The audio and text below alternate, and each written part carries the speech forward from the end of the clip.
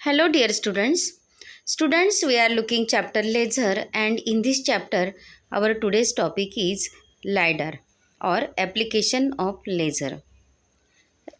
LiDAR is one of the important application of laser. This LiDAR stands for light detection and ranging. So here is a principle of LiDAR.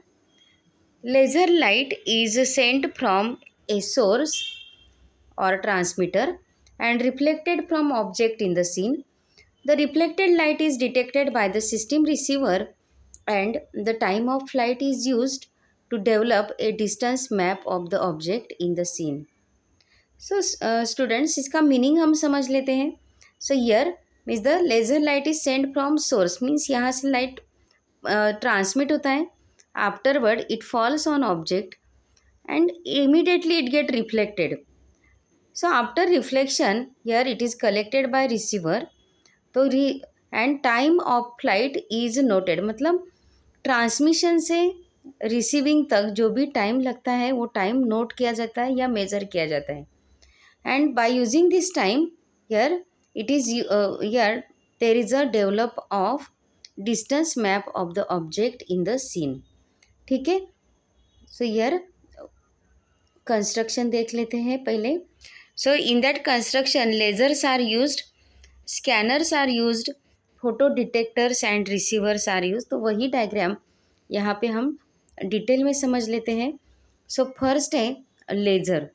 तो students यहाँ पे मतलब ये जो object है या कौन सा जो एप्लीकेशन है लाइडर का, according to that application type of laser is selected. तो यहाँ पे लिखा है ना, type of data being collected according to that application. Second है यहाँ पे स्कैनर रहता है. So here scanners and optics. तो यहाँ पे ट्रांसमीटर ऑप्टिक्स है. तो स्कैनर मतलब वो स्कैन करता है ऑब्जेक्ट को. फॉर एग्जांपल अगर ट्री है या जो भी है ऑब्जेक्ट है मीन्स टॉप से लेके बॉटम तक वो स्कैन होता जाता है. Means speed of developing images depends on the speed of scanning object. जैसे ही वो स्कैन होता है at that time means the image develop होना स्टार्ट होता है. तो सो डिपेंड्स रहता है, स्टार्ट नहीं, डिपेंड होता है. Specific type of lenses and mirrors are used in lidar scanner. तो यहाँ पे special type of mirrors and scanners are used. Third है photo detector and receiver. So जैसे ही प्रिंसिपल में हमने देखा है कि जैसे लाइट फॉल होता है इमिडिएटली वो रिफ्लेक्ट होता है and this reflected light is collected by this receiver. So here means the photo detector is a device that reads and records the reflected signal to the system. Afterward there is a photo detector. So what is the function of photo detector? So that reads and records the reflected system. जो भी collect किया हुआ signal है that signal is read by photo detector. तो यहाँ पे एक और पॉइंट नोट किया है. There are two main types of photo detectors used. एक है फोटो मल्टीप्लायर एंड सेकंड है silicon avalanche photodiode. Fourth point है कंस्ट्रक्शन से related navigating and positioning system. When light detection and ranging sensor is mounted on aeroplane, satellite और automobiles, it is necessary to determine absolute position and orientation of the sensor to maintain usable data. तो students lidar के different type के lidar होते हैं.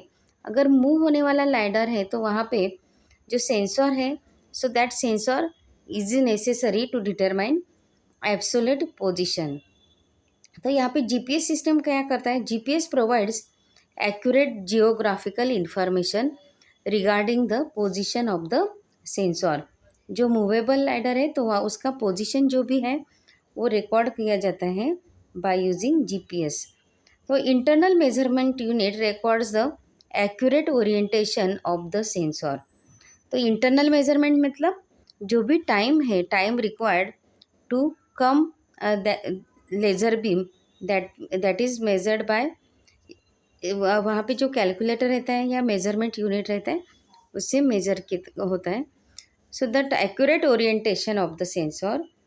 These two devices provides the method of translating the data into static point for use in variety of system. So this is about this GPS system. So here next है working principle of LiDAR. Laser generates light pulses and light pulses falls on target area. तो पहला point तो easily समझ सकते हैं. Laser कहाँ पे fall होता है? तो टारगेट पे.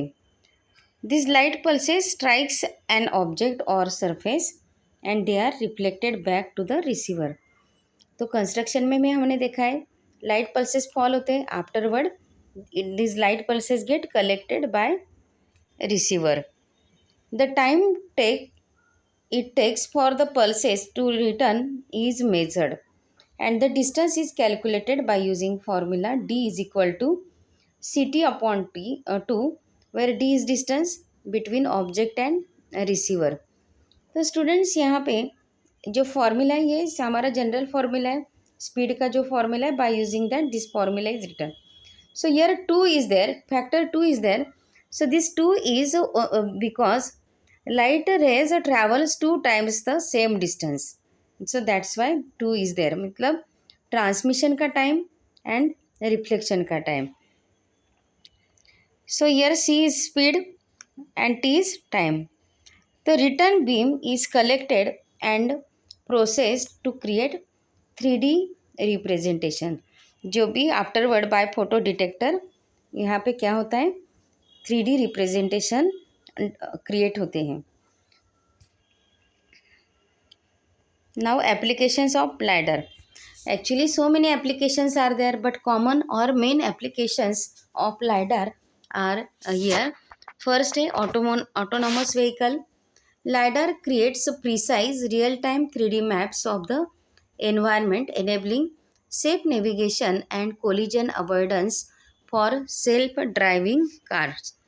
मतलब जो एक्सीडेंट या कोलिजन जो भी है to avoid it LiDAR is used in autonomous vehicle. जो अपने आप चलते हैं ऐसे जो व्हीकल्स है वहाँ पे LiDAR वहाँ यूज़ करते हैं. And because of LiDAR means the safe navigation है पॉसिबल होता है एंड कोलिजन अवॉइड हो सकता है. Mapping and surveying. It generates high resolution topographical and bathymetric maps. तो जो जहाँ पे भी मतलब रिवर अंडर वाटर मतलब रिवर के अंदर या सी के अंदर का भी मैप ये by using LiDAR is possible. Third है environmental management. LiDAR helps to monitor vegetation, assess flood and landside risk, manage coastal lines and study bushfire fuel maps. तो एनवायरनमेंट में LiDAR का बहुत यूज़ होता है. तो यहाँ पे कुछ एग्जांपल्स दिए फ्लड एसेस करने के लिए या लैंडसाइड का जो रिस्क रहता है वो मैनेज करने के लिए. नेक्स्ट एप्लीकेशन है agriculture. It is used for precise agriculture, landscaping, mapping water flow, detecting erosion, estimating tree height and monitoring crop health. तो एग्रीकल्चर में भी LiDAR का बहुत यूज़ है. नेक्स्ट एप्लीकेशन है infrastructure and utilities. LiDAR is crucial for monitoring power lines, pipelines and railroads to detect vegetation, encroachment and assess changes in infrastructure. तो infrastructure to make infrastructure or to build infrastructure LiDAR is useful. Next application है robotics.